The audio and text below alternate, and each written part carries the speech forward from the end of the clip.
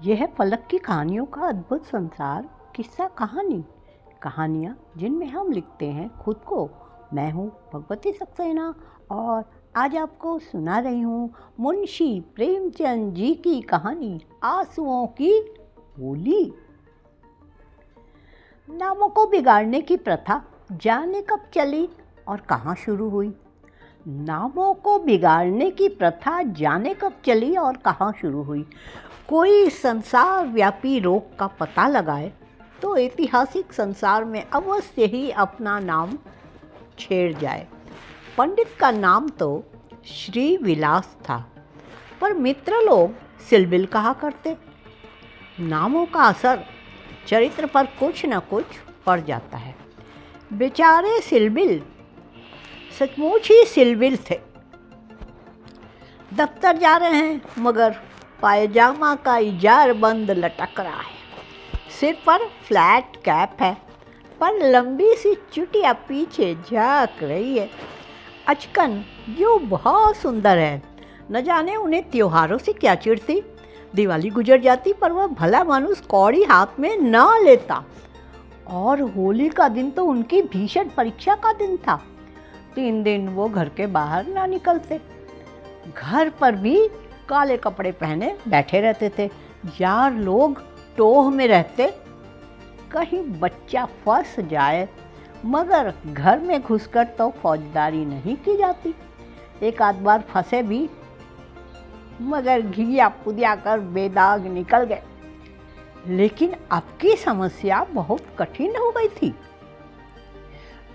शास्त्रों के अनुसार 25 वर्ष तक ब्रह्मचर्य का पालन करने के बाद उन्होंने विवाह किया था।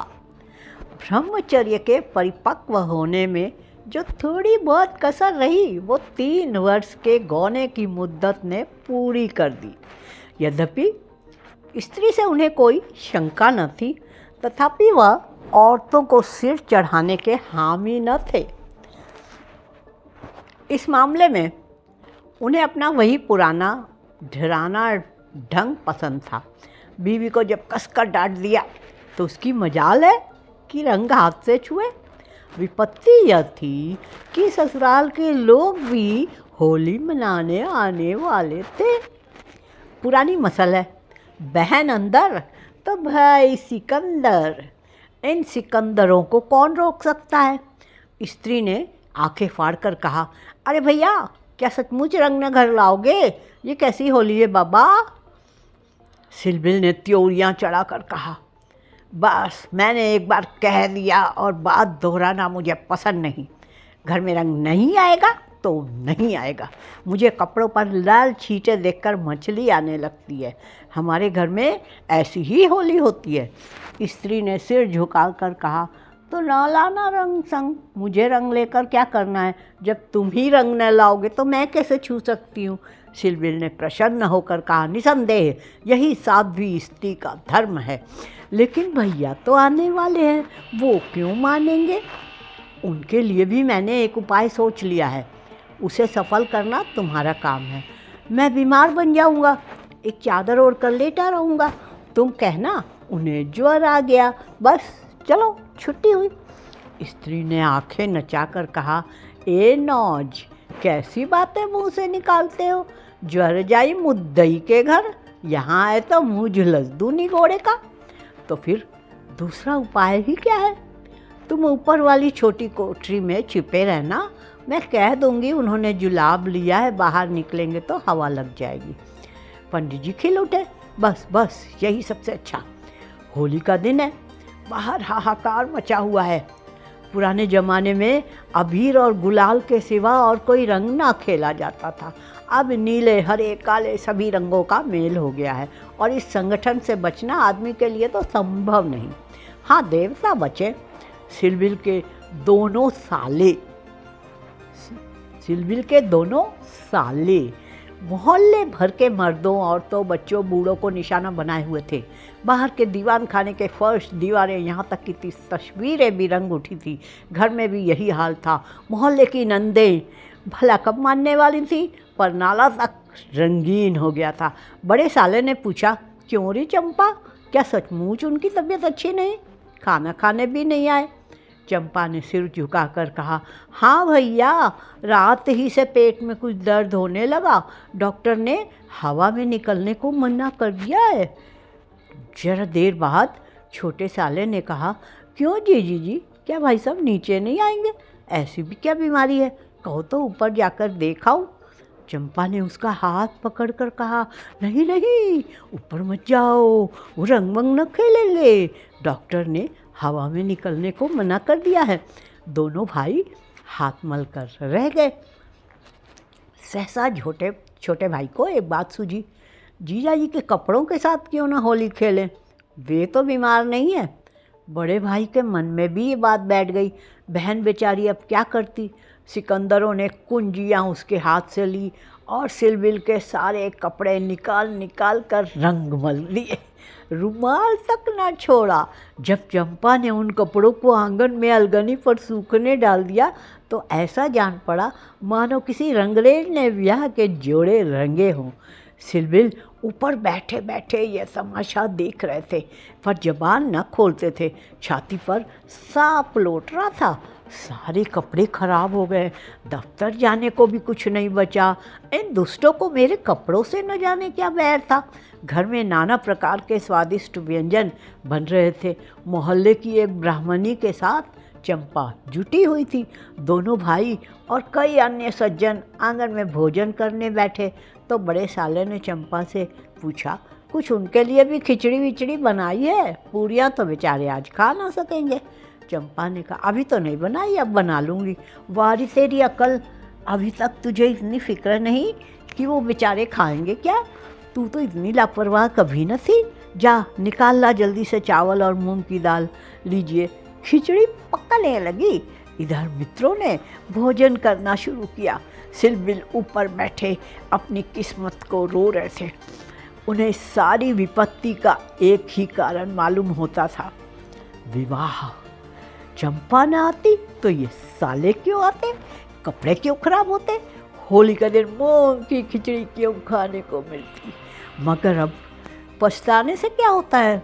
जितनी देर में लोगों ने भोजन किया उतनी देर में खिचड़ी तैयार हो गई।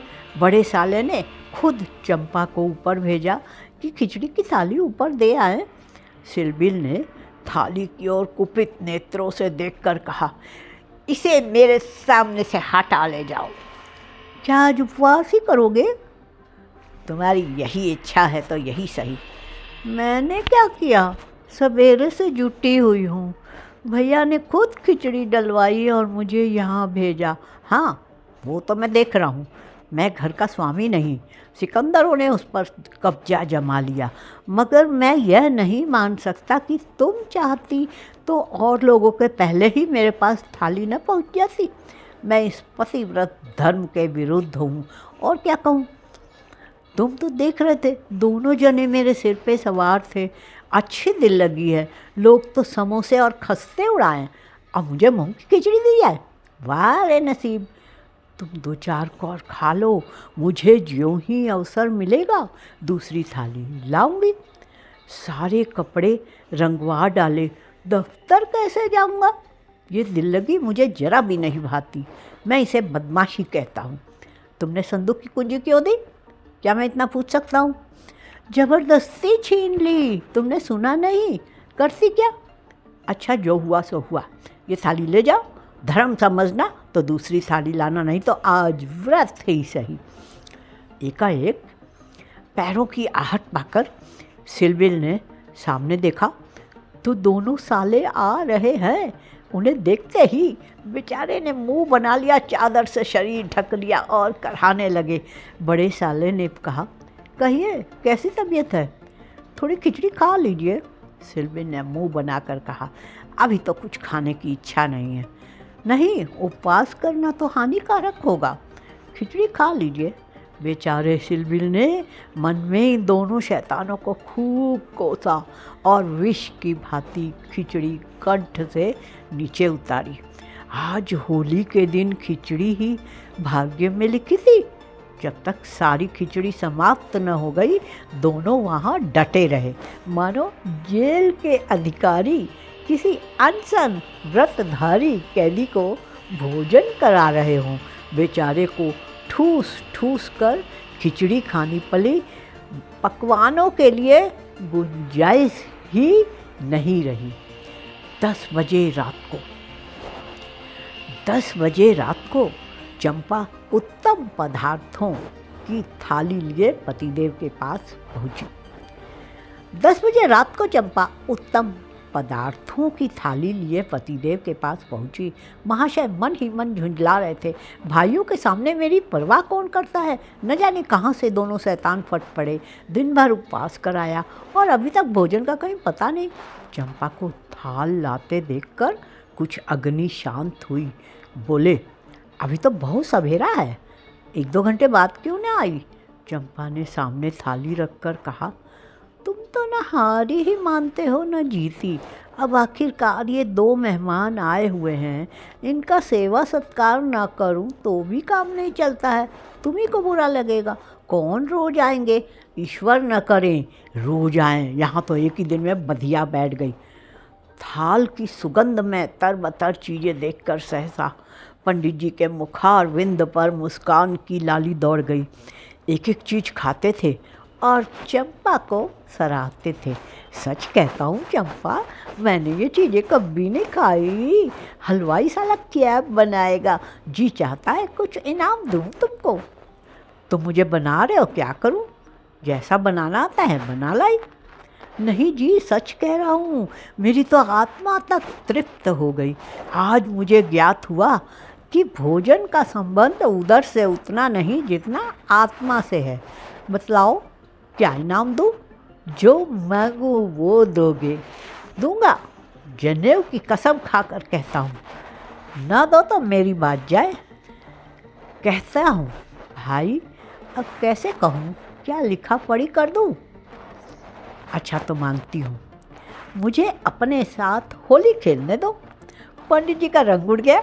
आंखें फाड़ कर बोले, होली खेलने दो। मैं तो होली खेलता नहीं, कभी नहीं खेला। होली खेलना होता तो घर में छिपकर क्यों बैठता। औरों के साथ मत खेलो, लेकिन मेरे साथ तो खेलना ही पड़ेगा। अरे ये मेरे नियम के विरुद्ध है। जिस चीज़ को अपने घर में उचित समझूं, उसे किस न्याय से घर के बाहर अनुचित समझूं, सोचो। चंपा ने सिर नीचा करके कहा, घर में ऐसी कितनी बातें उचित समझते हो जो घर के बाहर अनुचित ही नहीं पाप भी है। पंडित जी झेपते हुए बोले, अरे भाई तुम जीती, मैं हारा। अब मैं तुमसे यही दान मांगता हूँ। पहले मेरा पुरस्कार दे दो, पीछे मुझसे दान मांगना। यह कहते हुए चंपा ने लोटे का रंग उठाया और पंडित जी को सिर से पांव तक नहला दिया। जब तक वो उठकर भागे, उसने मुट्ठी भर गुलाल लेकर सारे मुंह में पोत दिया। पंडित जी रोनी सूरत बनाकर बोले, अभी और कसर बाकी है तो वो भी पूरी कर लो। मैं न जानता था कि तुम मेरी आस्तीन का सांप बनोगी। अब और कुछ रंग बाकी नहीं रहा। चंपा ने पति के मुख की ओर देखा तो उस पर मनोवेदना का गहरा रंग छलक रहा था। पछता कर बोली, क्या तुम सचमुच बुरा मान गए हो। मैं तो समझती थी कि तुम केवल मुझे चिढ़ा रहे हो। श्री विलास ने कांपते हुए स्वर में कहा, नहीं चंपा, मुझे बुरा नहीं लगा। हाँ, तुमने मुझे उस कर्तव्य की याद दिला दी जो मैं अपनी कायरता के कारण भूला बैठा था। वो सामने जो चित्र देख रही हो, मेरे परम मित्र मनहर नाथ का है, जो अभी संसार में नहीं है। तुमसे क्या कहूँ, कितना सरस, कितना भावुक, कितना साहसी आदमी था। देश की दशा देख कर उसका खून जलता रहता था। 19-20 की कोई उम्र होती है, 19-20 भी कोई उम्र होती है, पर वो उस उम्र में अपने जीवन का मार्ग निश्चित कर चुका था। सेवा करने का अवसर पाकर वह इस तरह उसे पकड़ता था मानो संपत्ति हो। जन्म का वैरागी था, वासना तो उसे छू ही नहीं गई थी। हमारे और साथी सैर सपाटे करते थे, पर उसका मार्ग सबसे अलग था। सत्य के लिए प्राण देने को तैयार। कहीं अन्याय देखा और भवें तन गई, कहीं पत्रों में अत्याचार की खबर देखी, चेहरा तमतमा उठा। ऐसा तो मैंने आदमी ही नहीं देखा। ईश्वर ने अकाल ही बुला लिया, नहीं तो वह मनुष्यों में रत्न होता। किसी मुसीबत के मारे का उद्धार करने को अपने प्राण हथेली में लिए फिरता था। स्त्री जाति का इतना आदर और सम्मान कोई क्या करेगा। स्त्री उसके लिए पूजा और भक्ति की वस्तु थी। 5 वर्ष हुए, यही होली का दिन था। मैं भंग के नशे में चूर, रंग सिर से पांव तक नहाया हुआ उसे गाना सुनाने के लिए बुलाने गया तो देखा कि वो कपड़े पहने कहीं जाने को तैयार है। पूछा, कहाँ जा रहे हो? उसने मेरा हाथ पकड़कर कहा, तुम अच्छे वक्त पर आ गए, नहीं तो मुझे जाना पड़ता। एक अनाथ बुढ़िया मर गई है, कोई उसे कंधा देने वाला नहीं मिलता। कोई किसी मित्र से मिलने गया हुआ है, कोई नशे में चूर पड़ा है, कोई मित्रों की दावत कर रहा है, कोई महफिल सजाए बैठा है, कोई लाश को उठाने वाला ही नहीं है। ब्राह्मण क्षत्रिय उस चमारिन की लाश कैसे छुएंगे? उनका तो धर्म भ्रष्ट होता है। कोई तैयार नहीं होता। बड़े मुश्किल से 2 कहार मिले हैं, एक मैं हूँ, चौथे आदमी की कमी थी। सो ईश्वर ने तुम्हें भेज दिया, चलो चलें। हाय, अगर मैं जानता कि यह प्यारे मनहर का आदेश है तो आज मेरी आत्मा को इतनी ग्लानि न होती। मेरे घर कई मित्र आए हुए थे, गाना हो रहा था। उस वक्त लाश उठाकर नदी जाना मुझे अप्रिय लगा। बोला, इस वक्त तो भाई मैं नहीं जा सकूँगा, घर पर मेहमान बैठे हैं, मैं तो तुम्हें बुलाने आया था। मनहर ने मेरी ओर तिरस्कार के नेत्रों से देखकर कहा, अच्छी बात है, तुम जाओ, मैं और कोई साथी खोज लूँगा। मगर तुमसे मुझे ऐसी आशा नहीं थी। तुमने भी वही कहा जो तुमसे पहले औरों ने कहा। कोई नई बात नहीं। अगर हम लोग अपने कर्तव्य को भूल न गए होते तो आज दशा ही क्यों होती। ऐसी होली को धिक्कार है। त्योहार तमाशा देखने, अच्छी अच्छी चीज़ें खाने, अच्छे अच्छे कपड़े पहनने का नाम नहीं है। यह व्रत है, तप है। अपने भाइयों से प्रेम और सहानुभूति करना ही त्योहार का खास मतलब है। और कपड़े लाल करने के पहले खून को लाल कर लो। सफ़ेद खून पर यह डाली शोभा नहीं देती। यह कहकर वो चला गया। मुझे उस वक्त फटकार बहुत बुरी मालूम हुई। अगर मुझ में यह सेवा भाव न था तो उसे मुझे यूँ धिक्कारने का अधिकार न था। घर चला आया, पर वे बातें बराबर मेरे कानों में गूंजती रही। होली का सारा मज़ा बिगड़ गया। 1 महीने तक हम दोनों की मुलाकात न हुई। कॉलेज इम्तहान की तैयारी के लिए बंद हो गया, इसलिए कॉलेज में भेंट नहीं होती थी। मुझे कुछ खबर नहीं वह कब और कैसे बीमार पड़ा, कब अपने घर गया। सहसा एक दिन मुझे उसका एक पत्र मिला। हाय, उस पत्र को पढ़कर आज भी छाती फटने लगती है। श्री विलास एक क्षण तक गला रुक जाने के कारण बोल न सके। फिर बोले, किसी दिन तुम्हें फिर दिखाऊंगा। लिखा था मुझसे, आखिरी बार मिल जा, अब शायद इस जीवन में भेंट ना हो। खत मेरे हाथ से छूटकर गिर पड़ा। उसका घर मेरठ ज़िले में था। दूसरी गाड़ी जाने में आधे घंटे की कसर थी। तुरंत चल पड़ा। चंपा, चंपा। उसके बाद मैंने होली नहीं खेली। होली ही नहीं, सभी त्योहार छोड़ दिए। ईश्वर ने शायद मुझे क्रिया की शक्ति नहीं दी। अब बहुत चाहता हूँ कि कोई मुझसे सेवा का काम ले। खुद आगे नहीं बढ़ सकता, लेकिन आज वह रंग डालकर तुमने मुझे उस धिक्कार की याद दिला दी। ईश्वर मुझे ऐसी शक्ति दे कि मैं मन में ही नहीं, कर्म में भी मनहर नाथ बनूं।